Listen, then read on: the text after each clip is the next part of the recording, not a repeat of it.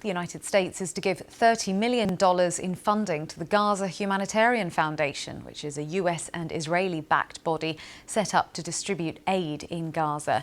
It's the first known direct US funding for the group. The GHF, backed by armed US contractors and Israeli troops, has been operating in the Strip since the end of May following an 11-week aid blockade by Israel. On Tuesday, the UN said more than 400 Palestinians had been killed in recent weeks by the Israeli military while trying to collect food at the distribution sites. Well, let's speak to our Gaza correspondent, Rushdie Abu-Alouf, who's in Cairo for us.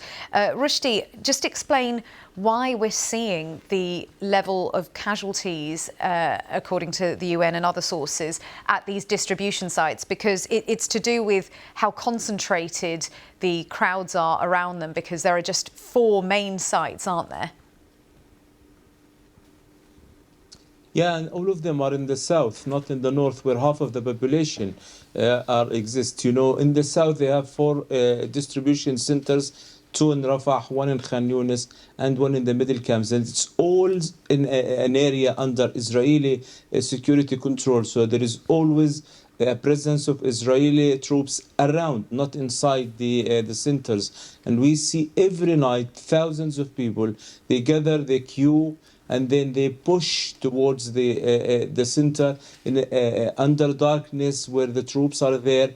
And every night we get report about Israeli drones and tanks open fire on the ground. When we did ask the people why you go, why you risk your life, they always say because we have no other alternative. They prefer the old mechanism of food distributing to their doorstep, or at least to their neighborhoods. And the only organization capable of doing this is the UN agencies, which the Americans are not supporting, and they prefer this new Gaza Humanitarian Foundation.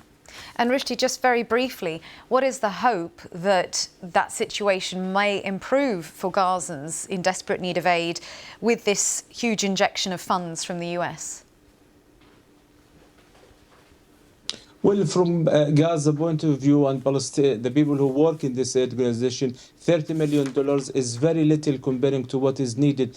Each truck costs about $500,000, and Gaza needs 400, 500 trucks every day. So the people were appreciating, and any money given to Gazan, but this $30 million is considered very little to what is Gaza really need. Rushdie, thank you. That's our correspondent, Rushdie Abu-Alouf, who's in Cairo, just confirming there that $30 million in funding coming from the US is not enough, really. It barely touches the sides, but it is the first known direct US funding for the Gaza Humanitarian Foundation.